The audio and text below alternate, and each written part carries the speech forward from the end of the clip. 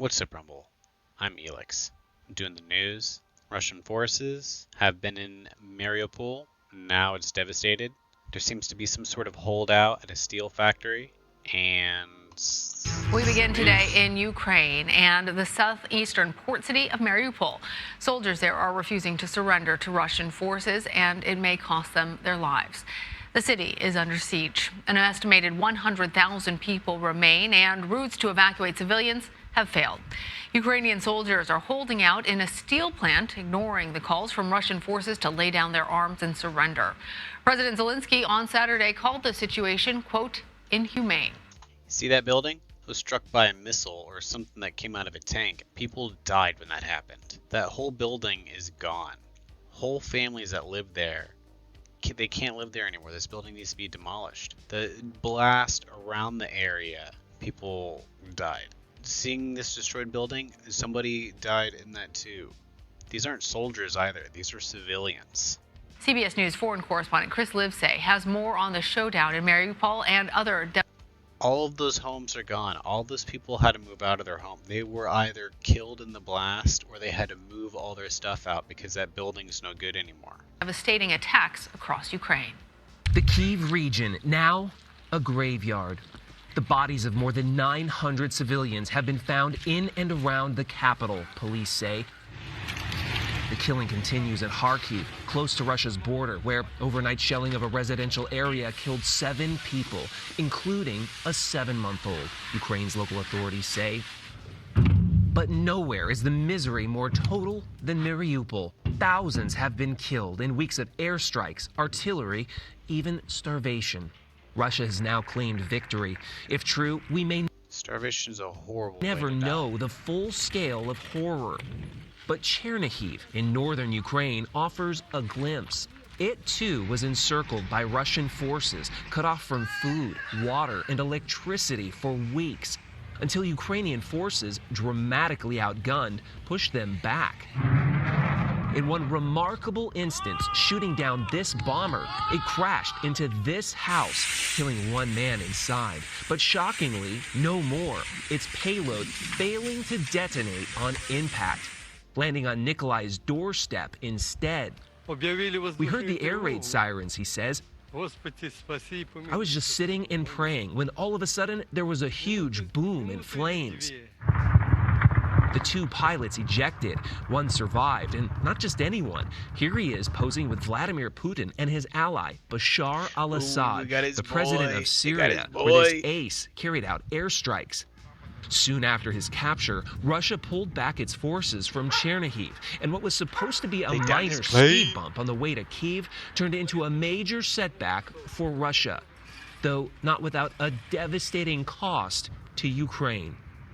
So there's some kind of holdout at some steel factory against Russian forces. We begin tonight with the battle for Mariupol. The strategic Ukrainian city is under relentless attack from Russia, and there are fears it could fall at any moment. Mariupol is now a wasteland. The Russian military insists the port city is on the brink of collapse. Capturing it would provide Russia with a crucial land bridge from Crimea to the eastern Donbass region, which would help Russian forces launch their major new offensive. Ukrainian fighters in Mariupol remain holed up at a steel plant, defying a Russian deadline to lay down their weapons and surrender. Ukraine's prime minister vows they will fight to the very end. President Zelensky says the fight for Mariupol may be the key to the entire war. More than 21,000 civilians there are feared dead. Russia is intensifying rocket attacks on civilian targets in Kharkiv. Missile strikes have killed several people, injuring more than a dozen. Buildings are up in flames. The war in Ukraine is exacting a heavy toll on families, many still struggling to escape the fighting. ABC's James Longman leads us off tonight from Dnipro, Ukraine. Tonight, Ukrainian forces defiant, locked in a fierce battle in what could be the last stand for control of the critical port city of Mariupol. Ukrainian troops rejecting a Russian ultimatum to surrender. They're now holding out in this massive steel plant, which is filled with underground tunnels. Look at each one of those hits. Somebody died, dude. All those buildings need to be demolished and built again. Ukraine's Prime Minister saying Mariupol is besieged but not fallen. We will fight absolutely till the end, till the win in this war. Moscow tonight warning this last pocket of resistance to put down their weapons or they will, quote, be destroyed. Mariupol is now a wasteland after weeks of Russian bombings and fierce street fighting. Bodies lying in the streets. Ukraine says thousands have died, although if Russia takes control, the true number may never be known. Capturing the city would give Russia a land bridge to occupied Crimea in the south, which would allow forces there to join an expected new offensive in the eastern Donbass region. Ukraine's President Volodymyr Zelensky says the fight for Mariupol could influence the course of the whole war.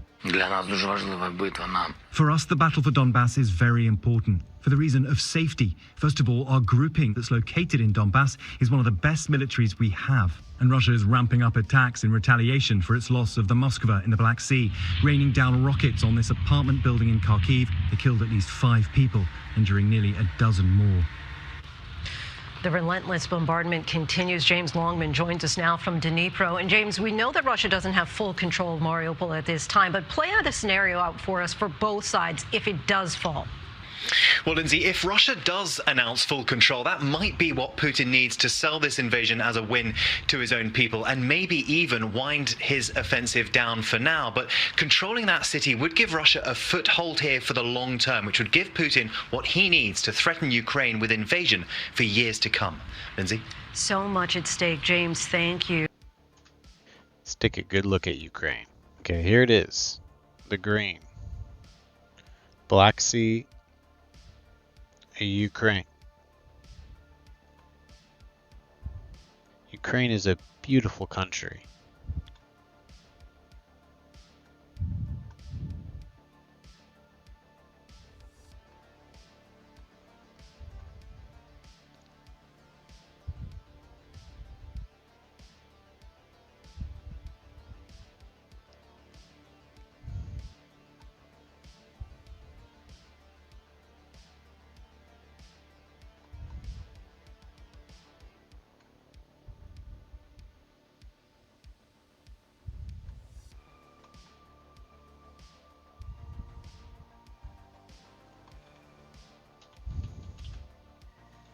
Let's check out Mariupol.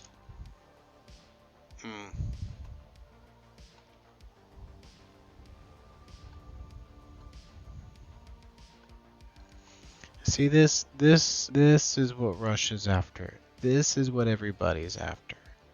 All them cranes. What does Putin want with all of those cranes? What does Biden want with all those cranes?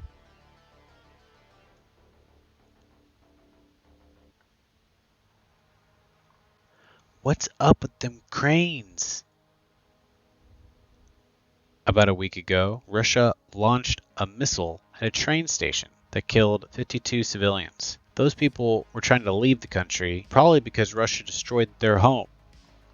And meanwhile, the Pope, he's doing what he can, I guess. To the Vatican, where the war in Ukraine was central to the annual Easter message from Pope Francis. And this ABC's Easter, Lama Hassan has more for us from London. Good Easter Sunday morning to you, Lama. Yeah, good Easter Sunday to you, Janae. Now, for the first time since the pandemic began 2 years ago, Pope Francis celebrated Easter Mass in St. Peter's Square. Now, because of his inflamed knee, he was seen limping as he was making his way onto the balcony, but the pontiff was able to deliver his message in the traditional Urbi et Orbi to the city and to the world. Now, the Pope using his Easter message, asking for prayers and peace for Ukraine, which he says is so sorely tried by the violence and destruction of the cruel and senseless war into which it was dragged. Remembering the refugees, up there, Ukrainian high, victims, he says he holds in his heart. The pontiff all of his also robes, asking for peace in countries with conflicts around the world, magic from the Middle spoon, East to nice Afghanistan, spoon. Africa, and Latin America, asking the faithful to remember that peace is Okay, possible, peace is a duty, peace is spoon. everyone's primary responsibility. Now, There he earlier is, up in on the his Pope-mobile, the high, pontiff taking a tour of St. Peter's high Square, mobile packed with more than 50,000 with his most worshippers, loved subjects. waving and blessing some in the crowd. Just how he likes it. All right, Lama, thank you. All right, and that's the news today. Thank you for watching.